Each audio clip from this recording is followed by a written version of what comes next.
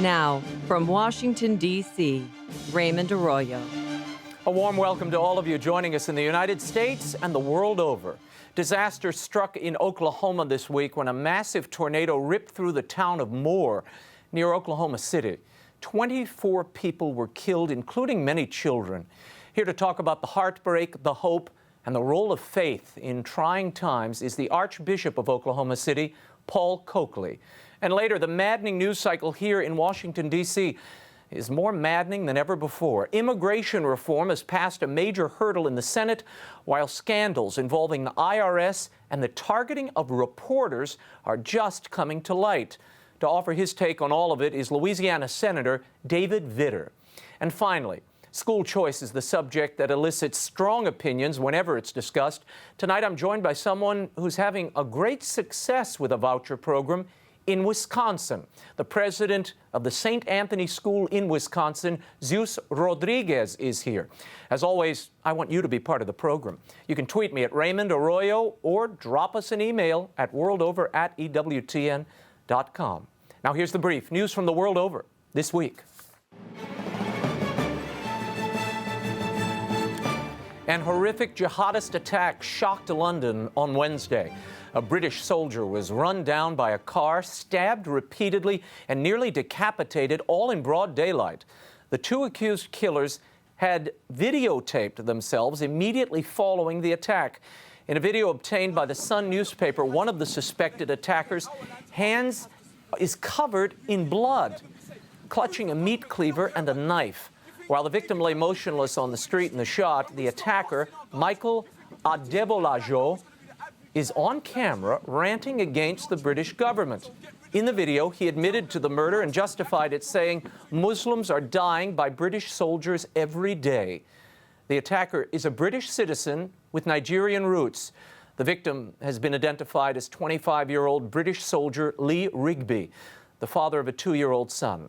British authorities have arrested others connected to the crime. And it appears jihadists in Benghazi have turned their attention to terrorizing religious and civilian targets. A Catholic church was one of 4 buildings bombed in Benghazi this past Friday. Exploding in the nave of the church shortly before midnight, the bomb shattered several windows in the church and in an adjacent rectory. The 2 parish priests escaped injury, and no one else was reported hurt in the attacks. Bishop Giovanni Martinelli, the Apostolic Nuncio of Tripoli, noted that Islamic extremists have already forced the closing of several convents that served communities across eastern Libya, including Benghazi. Also this past Friday, across the border in Egypt, 2 Coptic Orthodox churches were attacked and bombed in 2 different towns. A mob of Muslim militants attacked the Church of St. Mary in Alexandria, setting fires and shattering windows with Molotov cocktails. And in the village of Menbal, another Muslim gang broke into a Coptic church, threw stones, and looted Christian-owned shops nearby. The Christians are protesting, angry that local police took no action during the assaults. More religious freedom concerns in Iran. Authorities in Tehran have arrested another Christian minister. According to the watchdog group Christian Solidarity Worldwide, Reverend Robert Asarian was arrested during a prayer service at the Central Assemblies of God Church. His home was ransacked. Tensions between Christian communities and the Islamic regime have escalated in recent years. The Christian groups have been told not to worship in the Persian language Farsi. A local source said the pressure from the government has become unbearable. They constantly threaten the church leaders and their families with imprisonment, unexplained accidents, kidnapping, and even with execution. A slight bit of good news in Iran. American citizen and minister Saeed Abedini has been released from solitary confinement in an Iranian prison. The Iranian-born Abedini was raised Muslim and converted to Christianity in 2000. He had worked with house churches throughout Iran until the government insisted that he stop. In 2009, Saeed began to work exclusively with orphanages in Iran. He was arrested and jailed in 2012, charged with posing a national security risk to the country. He's serving an 8-year jail sentence. According to the U.S. Commission on International Religious Freedom, Iran is among the most serious violators of religious freedom in the world. And Britain's House of Commons has passed a bill to legalize same-sex marriage in England and Wales. The legislation, backed by Prime Minister David Cameron, was approved by a vote of 366 to 161 on Tuesday. Under the proposed law, same-sex couples could be married in both civil and religious ceremonies, provided the religious institution they choose consents. An amendment offering explicit conscience protections for those who object to same-sex marriages was rejected. In a letter to the MPs ahead of the vote, Archbishops Vincent Nichols of Westminster and Peter Smith of Southwark warned that the law could change society's conception of marriage, making it no longer receptive to children or bind a mother and father together for the care of their children. The bill now moves to the House of Lords. First debates are expected in July. And some 1,500 visitors were cleared out of Notre Dame Cathedral in Paris after a man put a letter on the altar Tuesday, pulled a gun out, and shot himself. It's the first suicide at Notre Dame in decades. Officials identified the man as 78-year-old Dominique Venner. He was a noted French historian and essayist, as well as an extreme nationalist, according to reports. Venner's suicide note protested what he claimed was the decline of French and European society. Publicly, he had lamented the dwindling white birth rate, Muslim immigration, and was a vocal opponent of gay marriage, which was signed into French law on Saturday. And can an atheist go to heaven? That is the question that has popped among believers and non-believers after the papal homily on Wednesday. Referencing a gospel passage, Pope Francis made the point that Catholics and everyone else are called to do good, since, quote, the Lord has redeemed all of us with the blood of Christ, all of us, not just Catholics, everyone, even the atheists, end quote. Albeit an accurate statement of Catholic teaching, some have misinterpreted the comment to mean that an atheist or agnostic gets a fast pass to heaven. On Thursday, the Vatican offered an explanatory note on salvation as well as the Pope's homily. Spokesman Father Thomas Rosica affirmed that those who know that the Catholic Church, as founded by Christ and necessary for salvation, but refuse her, cannot be saved. However, those who through no fault of their own do not know the gospel of Christ and His Church, but sincerely seek God and, moved by grace, try to do His will, as it is known through the dictates of conscience, can attain eternal salvation. Even non-Christians can respond to this saving action of the Spirit, Rosica said. We hope that clears it up. Video broadcast worldwide of Pope Francis reportedly exorcising a man is causing quite a stir. On Pentecost Sunday in St. Peter's Square, the Pope blessed several wheelchair-bound faithful, as he usually does, including this man. According to the priest who brought the man to Mass from Mexico, he is possessed by the devil. After being briefed, Pope Francis is seen laying his hands on the man's head and reciting a prayer. The man heaves, he shudders, then he slumps in his wheelchair. The Italian Bishops' Conference television station cited experts who declared that the Pope did in fact perform an exorcism. Media outlets around the world repeated the claim. 2 days later, the director of the station retracted the assertion and apologized. On Tuesday, Vatican spokesman Father Federico Lombardi offered this qualified denial of a papal exorcism. Pope Francis did absolutely not intend to perform an exorcism on this occasion. As he frequently does with the sick and the suffering who come his way, he intended simply to pray for a suffering person who had been brought before him. Intended seems to be the critical word here. Whatever the Pope might have intended, since an exorcism is merely a formalized prayer for the expulsion of an evil spirit, might the Pope have effectively exorcised the man? Father Gabriel Amorth, a leading exorcist in Rome, whom himself performed a lengthy exorcism on the man Tuesday, claims the fellow was possessed by 4 demons. Of the Pope's prayer, Father Amorth told Italian state radio, even a short prayer is in itself a type of exorcism. He declared that Pope Francis had performed a true exorcism. I don't see what all the media hubbub is about. John Paul reportedly exorcised an individual, so this is hardly groundbreaking. And exorcising the devil is sort of part of the Pope's job description, no? Tell me what you think on Twitter at Raymond Arroyo. When we return, Oklahoma City Archbishop Paul COAKLEY joins us to discuss the tragedy in his diocese and the hope he has seen in recent days. When the World Over Live continues. Stay right there.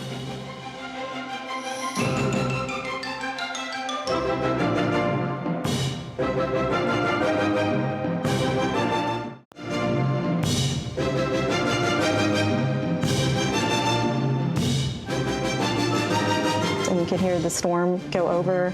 Our ears were popping and everything from the pressure change. And you could hear debris hitting everywhere. I know there were a lot of people back here praying, myself included.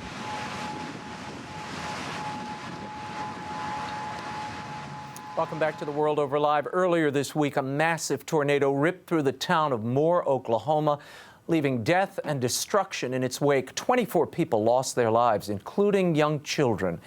In the aftermath of this week's disaster, there was much talk of prayer by and for the victims. The role of faith always seems to come to the fore in the face of these inexplicable tragedies. Here to help us make some sense of it and to give the victims and all of us a little hope is the leader of the Archdiocese of Oklahoma City, Archbishop Paul COAKLEY, joining us via satellite from Oklahoma City. Your Excellency, thanks for being here. It's good to be here. I'm grateful for the invitation. Let's talk for a moment. I know you've been touring these devastated parts of town. Put it in some context for people. What did you see on the ground? And I know, having lived through Katrina and watched the geography of your life wash away, it is so disorienting for those who have to go through something like this. It truly is. I have witnessed destruction from tornadoes in Kansas, where I had served as a priest in the Wichita area. I had never seen anything quite like this. The devastation of this destruction area is about 17 miles long and about 1.3 miles wide. And throughout most of that zone, there's really nothing distinguishable. It's neighborhoods just simply leveled. I'm sure most people have seen the images from the television and the news and the photos, but the extent of it, the vastness of it is just is too great to comprehend. Mm-hmm. Your Excellency, this week in a lot of the media accounts, the Washington Post, for instance, the other day had a piece that said, "Oklahoma tornadoes, where was God?" I ask you the question, where was God? Yeah. Well, that's a great question. It's a question that I've been asked several times this week. And it gets to the heart of one of the great mysteries of human existence, the human condition, the mystery of suffering. And my response pastorally, when posed with such a question from somebody who's in the midst of suffering in days such as this, is not to come up with too quick and pat an answer.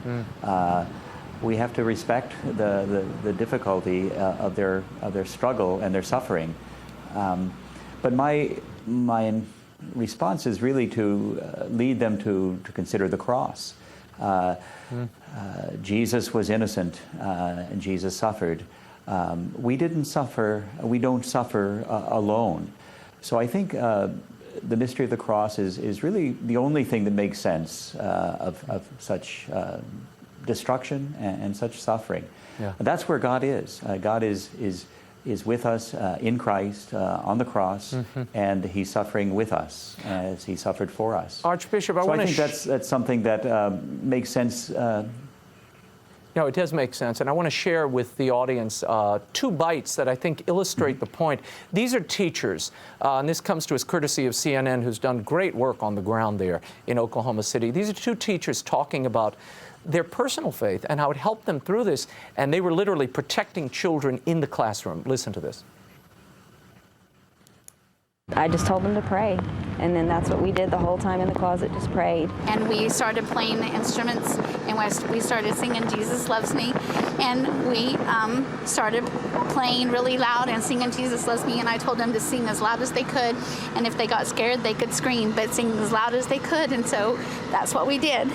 And I said, when you get scared, you can scream, but keep playing, keep playing, keep playing, and we did it. What is the faith of the people on the ground like, Archbishop? What are you seeing up close? Well, Oklahomans are a very faith-filled people. We Catholics are a very small percentage of the population here. When I came here a couple of years ago, I was told that it was 4 to 5%. But Oklahomans are a very faith-filled people. It's largely a Baptist area. But people speak very comfortably of their faith in public settings. And so at times like this, people's faith comes to the fore.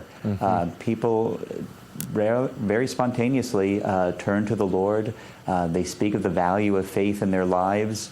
And I've witnessed that. I was walking the streets yesterday in Moore, and people would spontaneously approach me wearing a black clerical shirt and a pectoral cross. They didn't know who I was, perhaps. Probably not many of them were Catholic, but I was a recognizable religious figure, and they approached me and wanted to talk about what they had experienced, ask a blessing and a prayer. So faith is alive here, and I think that's maybe why much publicity has come of Wolf Blitzer's encounter with the woman who had suffered so much and acknowledged that she was an atheist. It was a great soundbite, and I understand it's gone viral on YouTube. But I think the reason that was so newsworthy here in Oklahoma is because 99% of the Oklahoma people are very faith-filled people. I'm going to play. Especially in a time such as this. I'll play you a bite, Archbishop. This is a woman who I think exemplifies what you were talking about. Take a look at this. This is a teacher from the Plaza Towers Elementary School describing her experience. Yeah. A fifth-grade teacher saw the funnel cloud approaching and yelled for everyone to leave the hallway and get into closets or bathrooms. He said, "You've got to get them in there." I'm like, "Okay, I'll get them in and I'll stay out here." And he's like, "You're getting in there too." She was in a bathroom stall, crouched over 4 children, and she did what teachers do. And I remember the little boy saying, "I love you, Miss Crosswhite. Please don't let me die with you." I'm like, "We're not dying. We are not dying today. Quit saying that."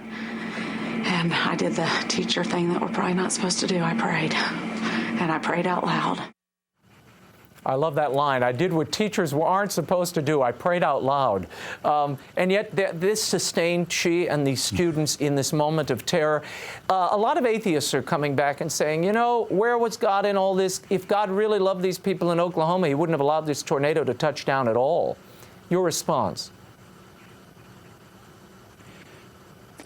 Well, if God really loved us, why did he let his son suffer for us? I mean, I think that's where I say the mystery of the cross is the only thing that can put this in perspective for us. Suffering is not a sign of abandonment by God. Faith allows us to see that God is with us in our suffering, and that our suffering can obtain a transcendent meaning because of faith. And I think that's what many, many people here experience, even if they perhaps can't articulate it in a conceptual way. I think that's what faith gives us in times such as this, an experience of God with us in the midst of suffering. Yeah. Archbishop, there was a line I came across reading some of the reportage on this terrifying event in Oklahoma. And this was from Viktor Frankl. A reporter quoted Viktor Frankl in his Man's Search for Meaning.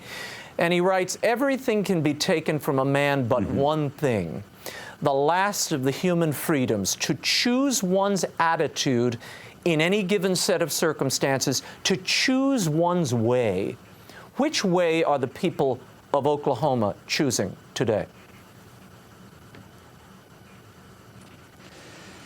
The people of Oklahoma choose not to be defeated. I think that's something very deeply ingrained in the Oklahoma spirit, and it goes back many, many generations, I'd say, but it was exemplified beautifully after the Murrah Federal Building bombing in 1995. Yep. Oklahomans respond to disaster and suffering by coming together. Oklahomans respond to tornadoes and massive destruction by coming together and offering to help, pulling together, reaching out, sharing what they have. It's called the Oklahoma Standard. Yeah. People here are very proud of that. It's really an ingrained part of the spirit of the people here. Yeah. I had a beautiful experience 2 days ago. I was visiting one of the parishes next door in the town of Norman, near Morris, as close to Moore as I could get before the town had opened up a little bit. And a woman came in, she was 94 years old, in a soaking wet rain poncho. She came in and she told me that she had just lost her home, had been destroyed. It's the second time she had lost a home in an Oklahoma tornado. Wow. She had lost one in 1999, the last time a tornado devastated Moore. And her response was that she was there and she reached into her pocket and she pulled out a fistful of $100 bills. And she was sharing them with others. She offered me one and said, "Here, I want you to have this." And I said, "Well, thank you. I'll give it to someone who needs it." And she said, "No, I want you to have it." But it was such a beautiful demonstration of the widow, you know, giving the widow's mite. She had nothing, lost her home for a second time, and her response was to share with others, generosity, not to pity herself. Well, Archbishop Coakley, I thank you so much for taking time away from, I know, what is a tense situation on the ground there, and I know your people are suffering, and I'm glad you're out among them, and I'm sure all of our prayers are with you in this hour. So thank you so much. Thank you very much. God bless you. If you would like to help the relief efforts in Oklahoma, visit the Catholic Charities of Oklahoma City website at CatholicCharitiesOK.org. Click on the light green button in the middle of the page. It's very clearly marked to donate to the Disaster Relief Fund, CatholicCharitiesOK.org. It's very important work, and they are there on the ground all the time, but particularly at this moment. When we return, U.S. Senator David Vitter of Louisiana on immigration reform, the scandals in Washington, and much more. You stay right there. The World Over Live continues in a moment.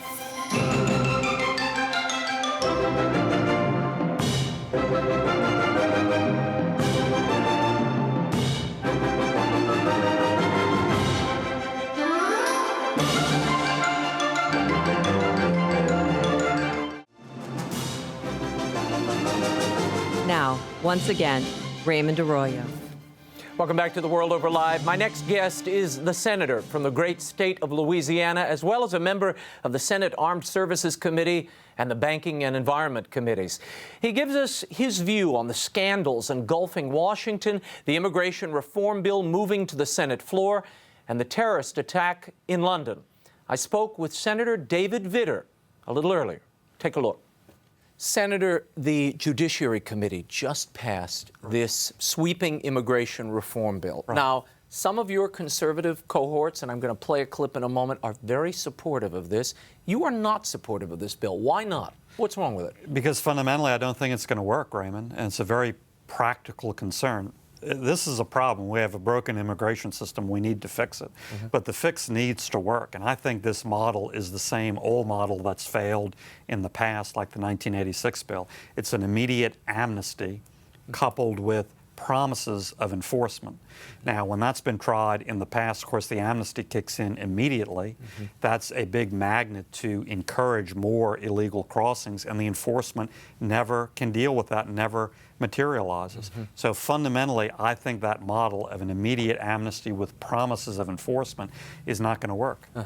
I want to play a bite for you. This is Marco Rubio, who was part of that Gang of Eight that shaped this bill. Watch this. Anyone who thinks that what we have now in immigration is not a problem is fooling themselves. What we have in place today is de facto amnesty. Conservative leaders have a plan, the toughest enforcement measure in the history of the United States. They have to pass the background check. They have to be able to pay a registration fee. They have to pay a fine. Border security on steroids, tough border triggers, and no giveaways for lawbreakers. No federal benefits, no food stamps, no welfare, no Obamacare. They have to prove that they're gainfully employed.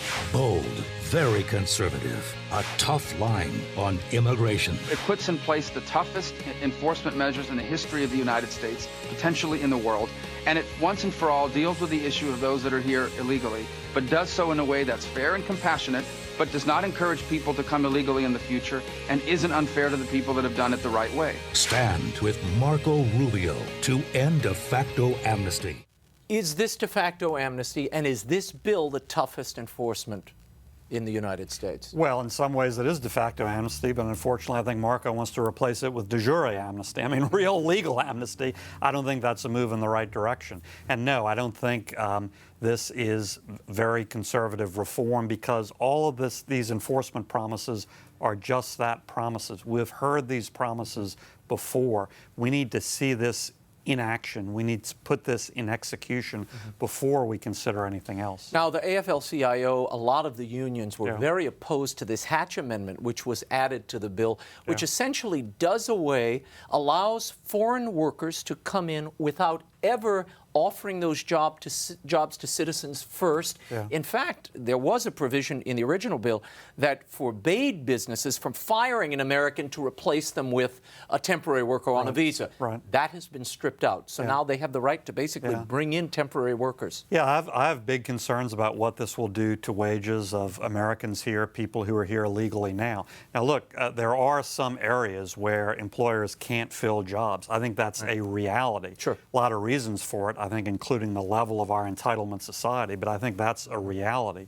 But the folks who are going to come over and through this bill are not going to have any limitations in terms of going to those industries. They're just going to flood the workforce, and I think that's going to be a negative pressure in terms of working wages for American workers. What about this loophole that was identified this week? There was an amendment that was to strip this out. It was a loophole that allows all of these citizens in waiting, undocumented people who are on the path to citizenship, immediate access to local and state welfare, not federal, just local and state.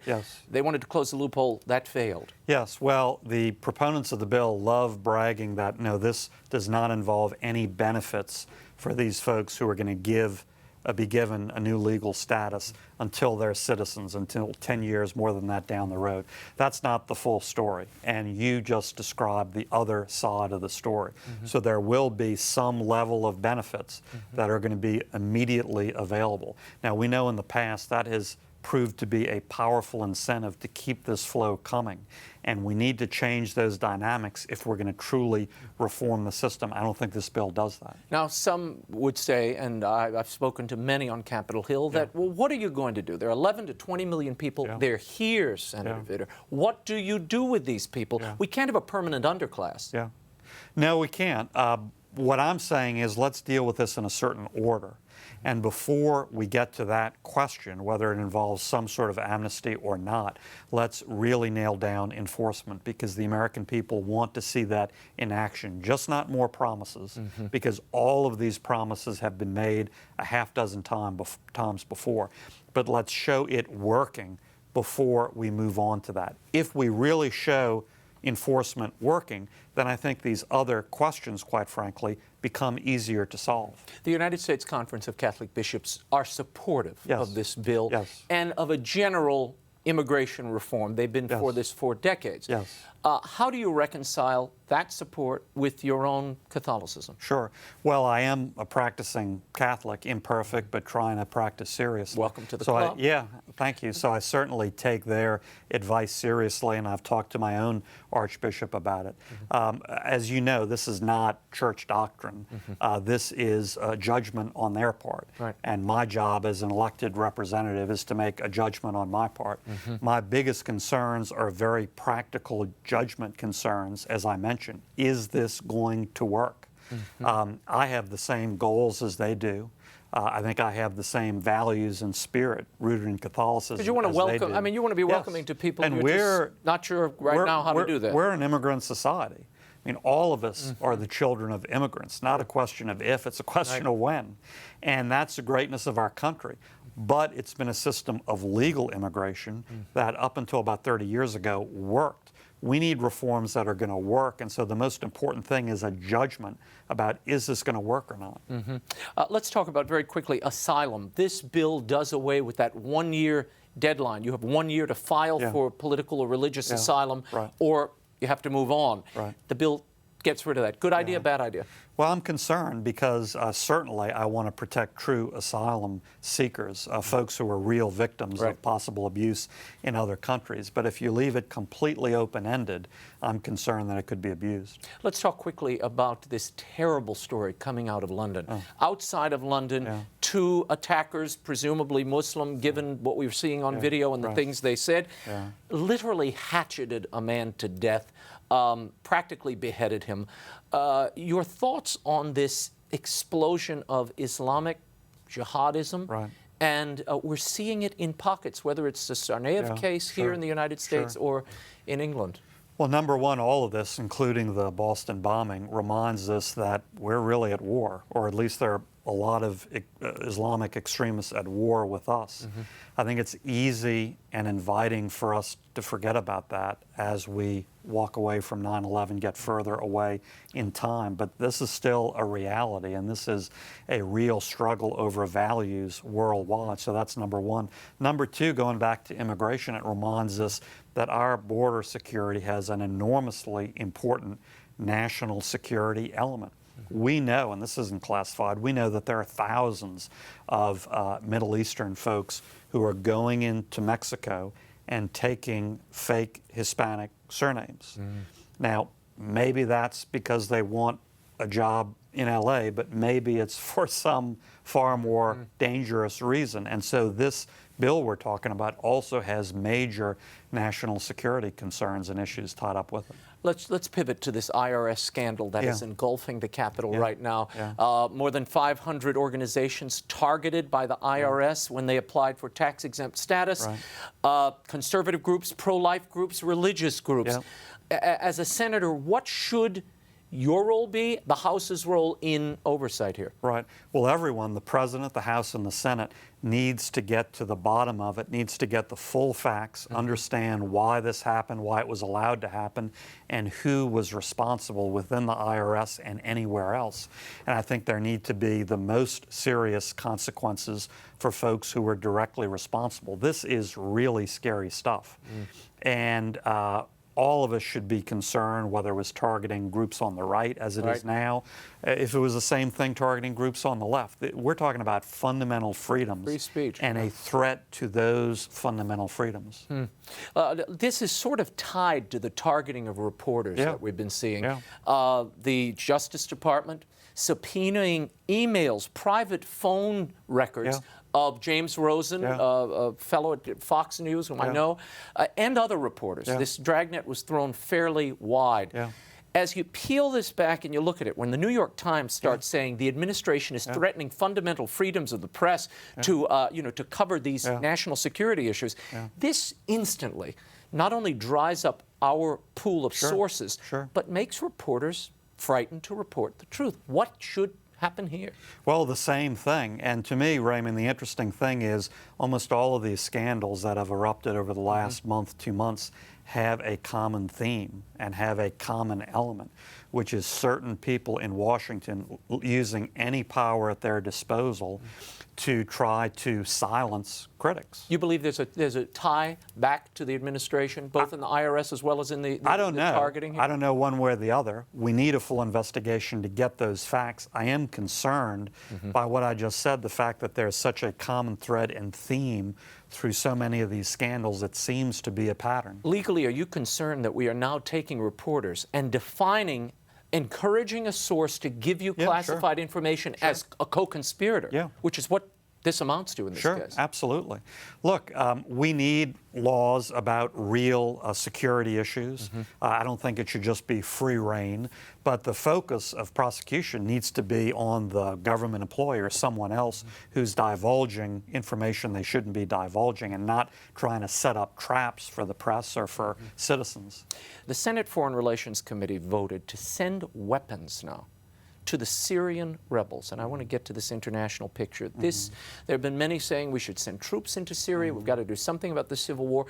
Today they voted to not only send weapons in, but send them in to, quote, vetted moderate members of the Syrian opposition. Yeah. Do you support this move? I'm not sure. I know that's not a very clear answer, but I think it's a very tough situation. And, you know, this vetting has been tried in the past, and we often bet wrong. Exactly. So I'm concerned about that. On the other hand, obviously, the status quo in Syria is horrible. Yeah, it can't go on like this. I mean, just the human rights abuses, it's horrendous. Let's return to the home front. I want to talk about what's happening. This is a bill that you sponsored, but it has deep impact in the state and really all along the Gulf Coast. It was a Water Resources Development Act. Tell us what it does. This strengthens in a new way the not only the flood protections, but allows a reform of the Corps of Engineers. Talk about that. Yeah, of course, Water Resources Development Act, that's a bunch of Washington gobbledygook. What it means in the real world is stronger hurricane flood protection. That's important for the Gulf Coast. Dredging, things that are important to maritime commerce. That's important for all of our port economies, also the Gulf Coast again. And also reform of big bureaucracies like the Corps of Engineers, which are important to our part of the world, the one you come from. So all of those things were in this bill, and I think it's positive in all of those three categories. What's been the reaction? I was stunned that Barbara Boxer, and who's on the other side of the aisle from you, supported this bill and helped shepherd it through.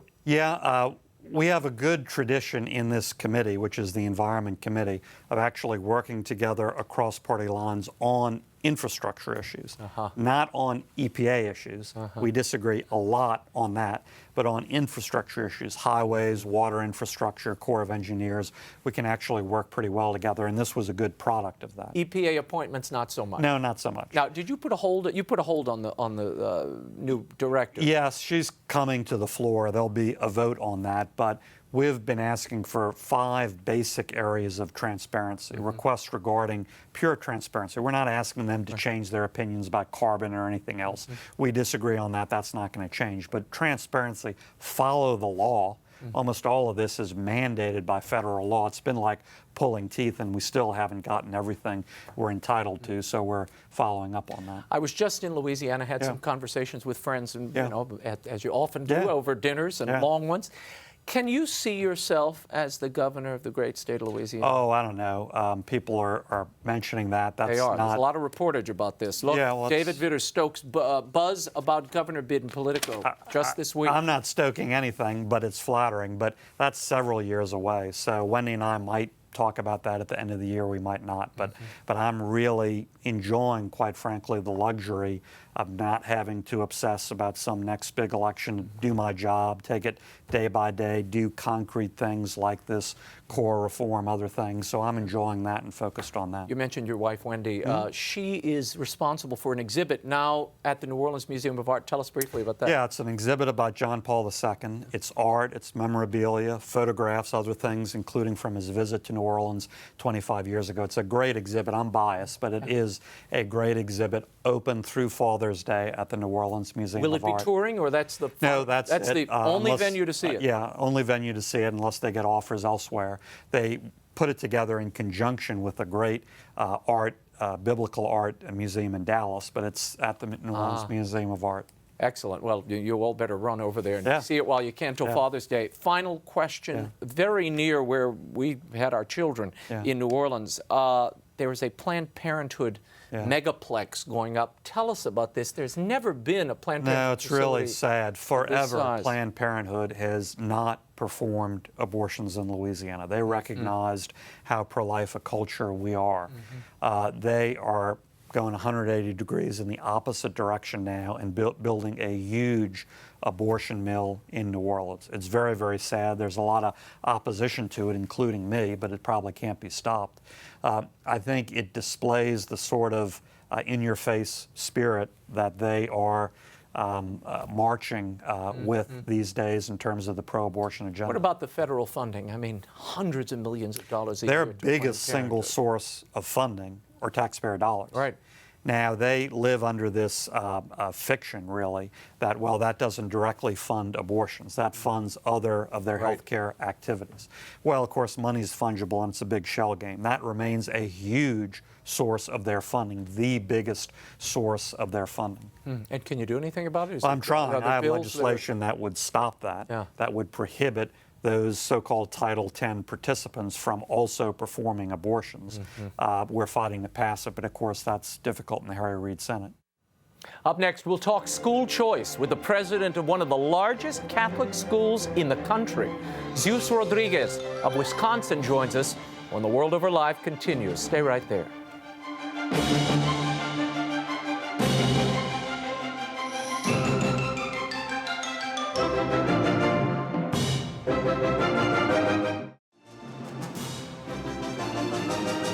Now, once again, Raymond Arroyo. Welcome back to the World Over Live. Do voucher programs offer children a better education than they can receive in their local public school? My next guest runs one of the most successful school choice programs in the nation. But there are criticisms of voucher programs and many questions. I raised some of them with ZEUS Rodriguez. He's the president of the St. Anthony School in Milwaukee. I spoke to Mr. Rodriguez here in our D.C. studio. Take a look. Now, ZEUS, you are the president of what is the largest Catholic school system, really. Certainly, I think it's probably the biggest in the nation, yes? With 4 separate campuses? Yes, actually we have 5 campuses. Wow. We are considered the largest K-12 Catholic school in the United States, as well as the largest voucher school in the United States as well. What distinguishes the school, and what has this voucher program, in your mind, offered to students that they couldn't get elsewhere? The voucher program, which was started in Milwaukee, the first in the nation 23 years ago, really allowed parents to have a choice of where they really wanted to send their kids. You hear an argument many times about how Catholic schools don't have much to offer, they're closing everywhere, we can't give public funds to these schools because we're just saving them. You're not saving them. Basically, you're just showing what value that they have if you take away the obstacle of the finances. And they're basically just flocking to our school. St. Anthony's, it's been around 140 years.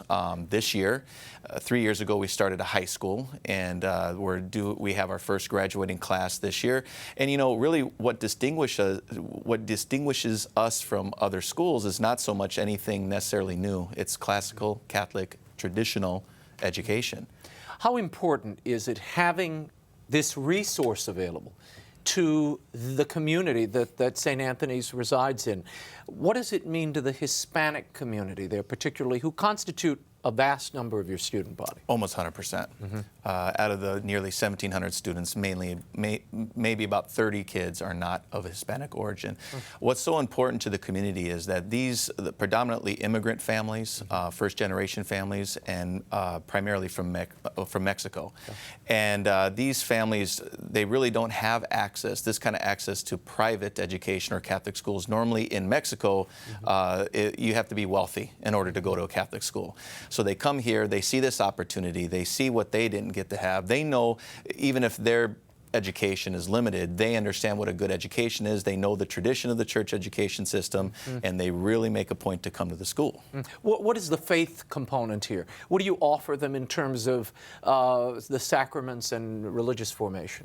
It's huge. I mean, they get the sacraments every week. They get confession, they get communion. Obviously, being able to be in front of the Eucharist at least once a week is a big deal to me. They first communion, confirmation classes. I mean, we just recently had like 90-some kids get confirmed, and almost all of them are from our high school. Now, you know what your critics say.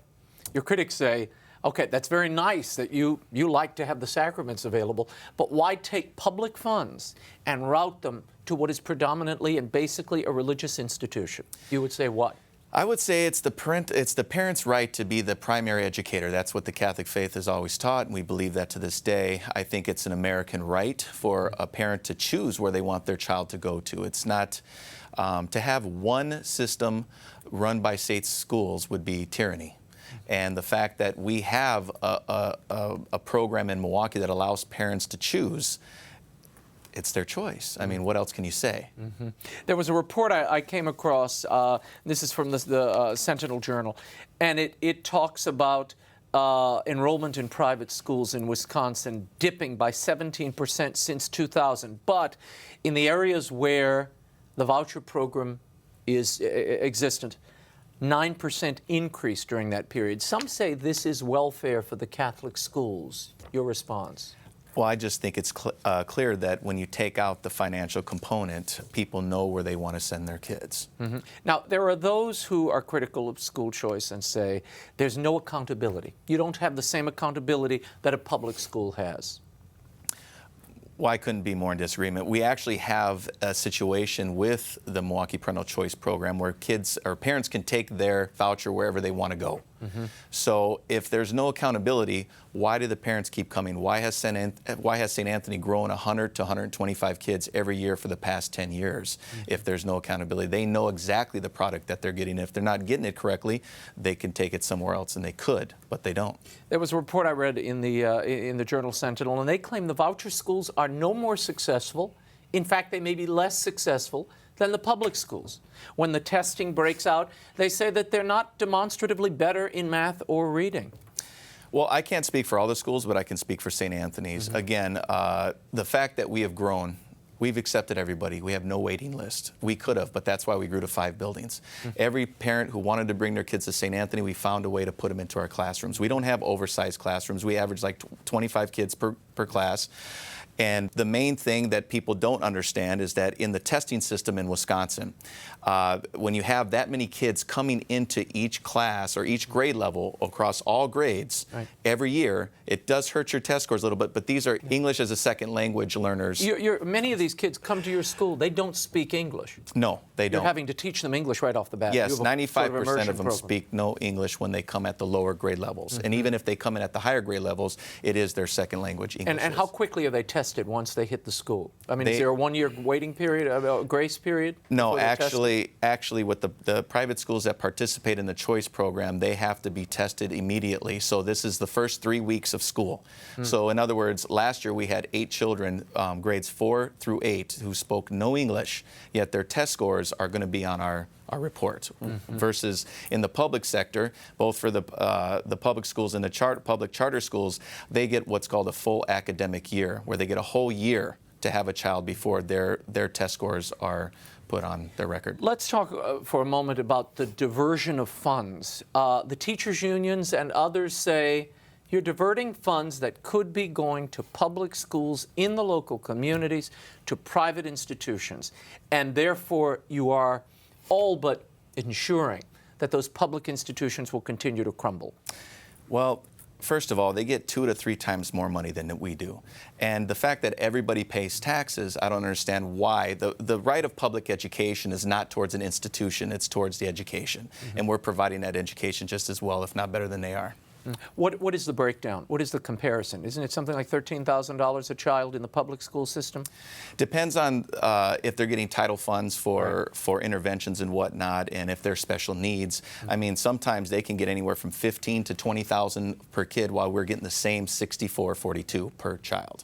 What does that mean? $6,042? Yes, $6,000. That's how we say it, yeah. Now, tell me about the standardized tests, because as I said earlier, these standardized tests, despite the wishes and hopes of many who are supporting vouchers, they haven't shown to be demonstratively different from their public school counterparts.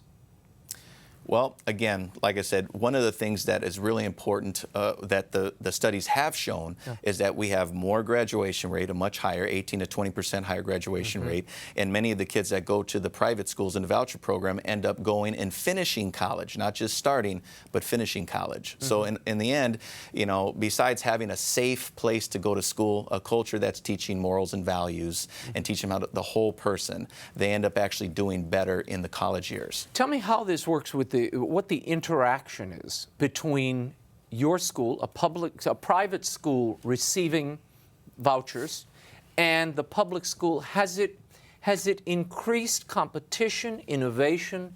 Is that something you've seen on the local level? Yes, actually it has. Matter of fact, the Milwaukee public school system graduation rates has also grown and increased over the years ever since the voucher program has been there. And matter of fact, it's my understanding that everywhere there has been a competitive voucher tax credit type system around the country, that the local public schools do end up doing better.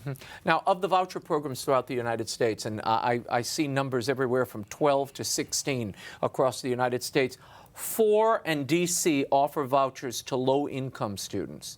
Only 4 of those programs and D.C. All the rest, the vouchers are primarily for those in the disabled community or special cases. Yes. Okay, yes. So why has this basically been restricted to Wisconsin, Michigan, Louisiana, Florida, very few number of states?